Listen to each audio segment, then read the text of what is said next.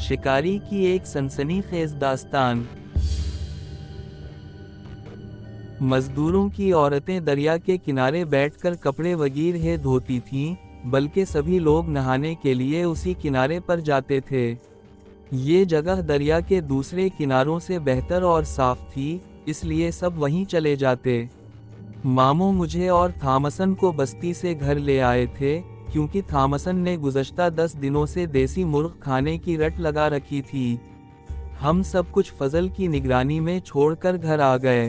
दोपहर के बाद मामू ने मुझे ये कहकर वापस भेज दिया कि तुम वापस चले जाओ, हम दोनों शाम तक आ जाएंगे। मैं वहां से चल पड़ा। अभी रास्ते में ही था कि 2 आदमी आते दिखाई दिए। इन दोनों मजदूरों को मैं जानता था। ये बस्ती के आदमी थे। उनका यूं काम छोड़कर आना कुछ नेक शुगून नहीं लग रहा था। साहब, जल्दी चलिए, मामला बहुत खराब हो गया है। करीब आते ही उनमें से एक परेशानी और रोहानसी आवाज में बोला, क्यों, खैरियत तो है ना? क्या हवा? मैं भी परेशान होने लगा। शीर ने मैंगो राम की घर वाली को उठा लिया है।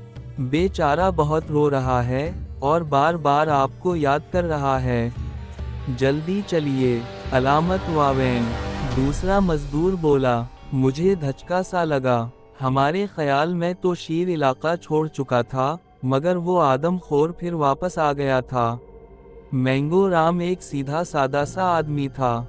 उसकी बीवी लकशमी इससे ज्यादा सीधी और भूली थी। उनकी एक ही बेटी थी। बेचारी मैंगो राम के शाना बशाना काम करती थी। दोनों बहुत अच्छी जिंदगी गुजार रहे थे। अक्सर औकात वो मेरे पास बैठकर इधर उधर की खबरें सुनादी करती थी, और आज इस जालिम दरिंदे का तरनवाला बन गई। मैं उन दोनों के साथ जल्दी से बस्ती में आया। सब मर्द और औरतें एक जगह इकट्ठे होकर चा मैगुया कर रहे थे। एक तरफ फजल 2 बंदों से किसी बात पर बहस कर रहा था। मुझे देखकर सब मेरी तरफ लपके। मैंगो राम, जो एक चारपाई पर बैठा हुआ था, दौड़कर मुझसे लपट गया। मैं बर्बाद हो गया, मैं कट गया माई बाप। वो जार वाओ पितार रोने लगा। सबर करो मैंगो राम, मुझे सब पता चल गया है। मैं तुमसे वादा करता हूँ कि जब तक उस दरिंदे को मार ना लूँगा, आराम से नहीं बैठूंगा। मैंने इसे तसल्ली तशफी दी है। अब तसल्लियाँ देने से कुछ नहीं होगा साहब। हम लोग अब यहाँ काम नहीं करेंगे। फजल के साथ बहस करने वाला आदमी जल्दी से मेरे करीब आकर बोला, परताप, तुम ख्वाह मुख्वाह बात को हवा दे रहे हो। जब हम ये वादा कर रहे हैं कि आज के बाद ऐसा कुछ भी नहीं होगा, और मैं इस आदमखोर शीर को ज़मीन की तह से भी निकाल कर वासिल जहन्नम कर दूंगा, फिर इस तरह बात बढ़ाकर तुम क्या साबित करना चाहते हो? फजल भी हमारे करीब आ गया। इसे प्रताप पर बहुत ताव आ रहा था। कुछ नहीं हो सकता, अब मैं सब जानता हूँ। पहले उस शीर ने नूर खान और अल्लाह यार को शिकार बनाया। उसके बाद काहिलों से धनी राम को उठा ली, और अब मैंगो राम की घर वाली को खा गया। हमें अपनी जिंदगी बहुत प्यारी है साहब, इसलिए हम सब ने ये फैसला किया है कि हम में से कोई भी यहाँ काम नहीं करेगा। प्रताप, जो शक्ल से ही मकार, चालबाज और कमीना सिफत लग रहा था, लोगों के अंदर फूट डालने की कोशिश करने लगा। तो तुम क्या समझते हो? शीर को मारना इतना आसान काम है? जान हथेली पर रखकर ऐसे जोखम उठाए जाते हैं। अगर कोई ये समझता है कि वो इस आदमखोर शीर को मार सकता है, तो मेरी बंदूक उसके लिए हाजिर है। इसके अलावा उसे जो चाहिए मैं देने के लिए तैयार हूँ। मेरी बात सुनकर जैसे सबको सांप सूंघ गया, और प्रताप बगले झांकने लगा। इसे आप ही मारवाओ साहब, हमें आप पर भरोसा है। मैंगो राम मुझसे अलग होकर बोला। उसकी देखा देखी दीगर चंद मजदूरों ने भी यही कहा। मैंने फजल से कहा कि मुझे वो जगह दिखाओ जहां शीर ने लकशमी को उठाया था। वो मुझे लेकर दरिया किनारे उस जगह पर आ गया। हमारे साथ मैंगो राम, प्रताप और चंद आदमी और भी थे। मैंने उस जगह को बगौर देखा। पंजों के निशान वाज़ेह थे, और ये उसी आदमखोर शेर के निशान थे, क्योंकि इसके पिछले पंजे में लनगड़ेपन का नुक्स वाज़ेह दिखाई दे रहा था। मैंने वाक़ये की तफसील पूछी तो लोगों ने बताया कि लकशमी भी दूसरी औरतों की तरह यहाँ कपड़े धो रही थी। चूँकि वो दूसरी औरतों से कुछ दूर बैठी थी, इसलिए उसकी तरफ किसी की खास तवज्जो ना थी। अचानक इसकी बुलंद चीख सुनाई दी। सब औरतें उसकी तरफ भागें। इन्होंने देखा कि एक बड़ा सा शेर इस पर झपटा हुआ है। औरतों ने शोर मचा दी। इससे पहले कि लोग इकट्ठे होते, शेर उसे मुंह में दबाकर जंगल की तरफ भाग गया। फजल इसके पीछे भागा, लेकिन वो उसे नजर ना आया। मैंने उस वक्त शेर के पीछे जाने का फैसला कर लिया और दूसरे लोगों से कहा कि वो मेरे पीछे पीछे आ जाएं। आज शेर जिंदा नहीं बच सकता। फिर मैं निशानात की रोशनी में जंगल की तरफ चल पड़ा। फजल और दूसरे लोग मेरे पीछे थे। हम जंगल के अंदर काफ़ी आगे तक आ गए। कहीं कहीं खून के धब्बे नज़र आ रहे थे, जिनको देखते हुए हम काफ़ी आगे आ पहुँचे। यहाँ काफ़ी घनी झाड़ियाँ थीं। इन झाड़ियों में मुझे लकशमी की साड़ी का पल्लू नज़र आ गया। आगे जाकर देखा तो लकशमी की आधी खाई हुई बरहना लाश पड़ी थी। मैंगो राम लाश देखकर फिर से रोने लगा और दौड़कर इससे लपट गया। वो काफ़ी देर तक लाश पर आंसू बहाता रहा। हमने उसे लाश से अलग किया और उकड़ों बैठकर लाश को देखने लगे। शेर ने जिस्म का ऊपर वाला पीठ भर कर खाया था और बाकी छोड़कर चला गया।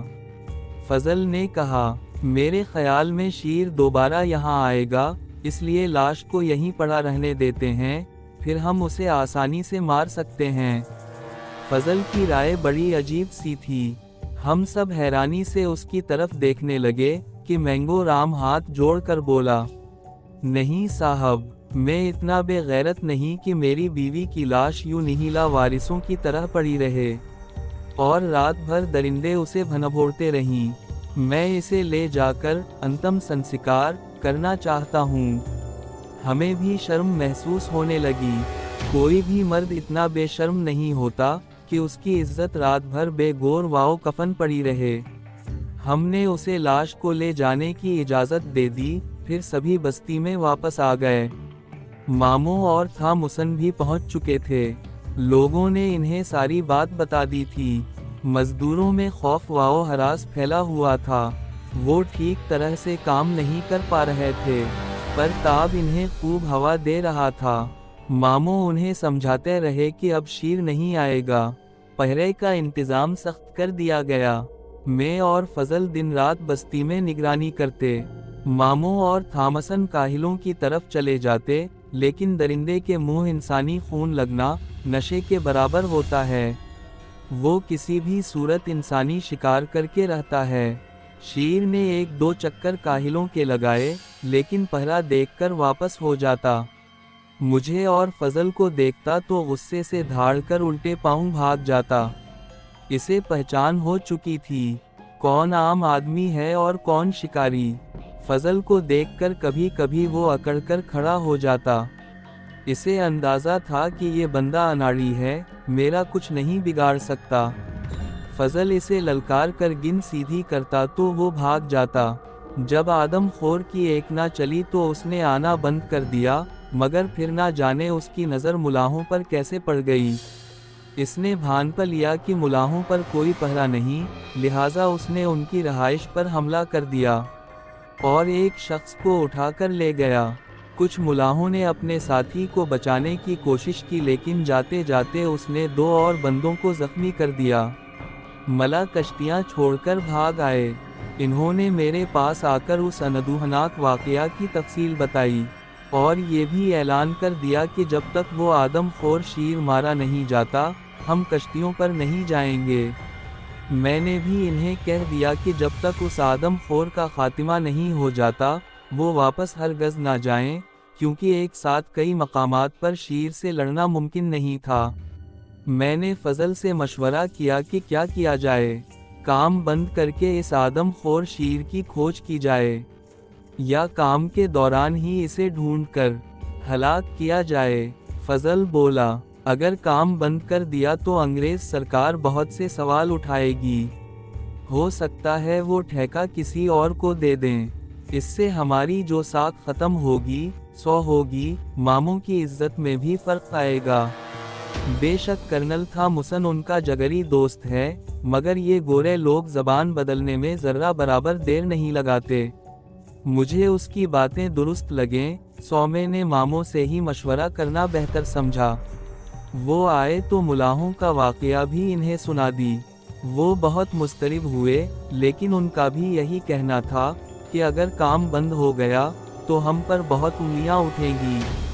थॉमसन भी इस राय का हामी था। इसका भी यही कहना था कि काम किसी भी सूरत में बंद नहीं होना चाहिए। आदमखोर से निमटने की तरकीब बना लेते हैं। सुबह सुबह मजदूर काम पर जाने की तैयारी कर रहे थे। मैं और फजल नाश्ता करने के बाद बैठे इधर उधर की बातें कर रहे थे। चूंकि हम बस्ती से हटकर इस जगह बैठे हुए थे जहां से दरिया साफ दिखाई दे रहा था, अचानक ही हमने देखा कि एक बड़ी किश्ती तैरती हुई हमारी तरफ आ रही है। हम दोनों बातें छोड़कर उसकी तरफ मुतवज्जह हो गए। किश्ती में 4 अफराद सवार थे, जो खड़े होकर मजदूरों की बस्तियों की तरफ कोई इशारा कर रहे थे। कुछ देर बाद वो किश्ती किनारे पर लगी और वो चारों अफराद उतरकर हमारी तरफ आने लगे। मैं और फजल उठ खड़े हुए और उनकी तरफ देखने लगे। वो चारों अफराद हमारे लिए अजनबी थे। 2 सिपाही थे जिन्होंने वर्दियां पहनी हुई थीं।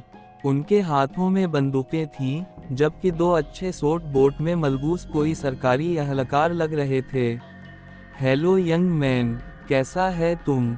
इनमें से एक हमारे नज़दीक आकर उर्दू के सर तोड़ लहजे में बोला, जो गंजा था और इसके चेहरे पर खबासत थी। क्या तुम बता सकता है मिस्टर थॉमसन और मिस्टर मुर्तज़ा कहाँ मिल सकते हैं? इसने हमारा अलिफ जवाब सुनने से पहले ही सवाल कर डाला। हाँ, हम जानते हैं कि वो आपको कहाँ मिल सकते हैं, मगर आप लोग कौन हैं? मैंने पूछा। हम सिटी डिप्टी कमिश्नर पीटर हैं, और ये हमारा दोस्त जॉन है। अब तुम हमें जल्दी से उनके पास ले चलो, हमें उनसे बड़ा ज़रूरी काम है। मामो और थॉमसन का नाम सुनकर मुझे इस बात का अंदाज़ा हो गया था कि डिप्टी कमिश्नर उनसे यूं ही नहीं मिलने आया। ज़रूर इसके पीछे कोई वजह होगी, लिहाजा मैं इन्हें लेकर बस्ती में आ गया। मामो और थॉमसन अपनी रहाइश से बाहर बैठे किसी मौजू पर बात कर रहे थे। डिप्टी कमिश्नर पीटर को यूं अचानक सामने देखकर वो उठ खड़े हुए और हैरानी से उसकी तरफ देखने लगे। हमें देखकर तुम लोग इतना हैरान क्यों हो रहा है? पीटर उनके चेहरों से झांकती हैरत पड़ चुका था। आप अगर इतनी सुबह आएंगे तो हम हैरान ही होंगे ना।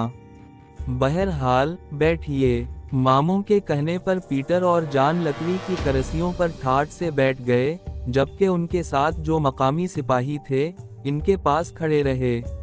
उस दूर में मकामी मुलाजिम की इतनी जुर्रत नहीं थी कि वो किसी गोरे के बराबर बैठ जाता। मामो चूंकि फौज में आला ओहदे पर फाइज होने के साथ कर्नल थॉमसन के करीबी दोस्त भी थे, इसलिए वो पीटर के साथ ही दूसरी करसियों पर बैठ गए।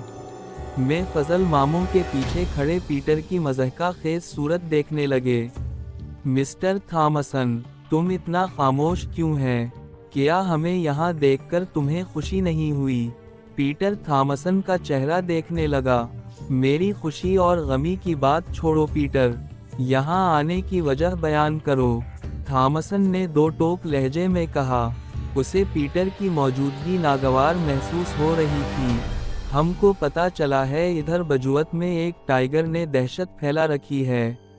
वो कई लोगों को खा चुका है और तुम लोग अभी तक इसको मार नहीं पाए। पीटर मुसलसल उर्दू बोलने की कोशिश कर रहा था। हम इसे ढूंढने की कोशिश कर रहे हैं पीटर साहब। हमारे साथ मीर उभा नजा भी है। जिस दिन वो हमारे निशाने पर आ गया, इस दिन वो जिंदा नहीं बच सकेगा। अलामत वावेन, मुझे कोशिश नहीं, रिजल्ट चाहिए मिस्टर मुर्तजा। अगर तुम इसे नहीं मार सकते तो किसी दूसरे आदमी को ये काम सौंप देते हैं। पीटर बुलंद आवाज में बोलने लगा, इसे कैसे मारना है, किस तरह मारना है, ये हम अच्छी तरह जानते हैं मिस्टर पीटर। और यहाँ किसी और को लाने की ज़रूरत नहीं, उसे ये लड़का मारेगा। थॉमसन ने मेरी तरफ इशारा किया। दोस्तों, आपको ये कहानी कैसी लगी? अगर अच्छी लगी तो वीडियो को लाइक करें, चैनल को सब्सक्राइब करें और कमेंट सेक्शन में अपने राय का इजहार ज़रूर करें। शुक्रिया।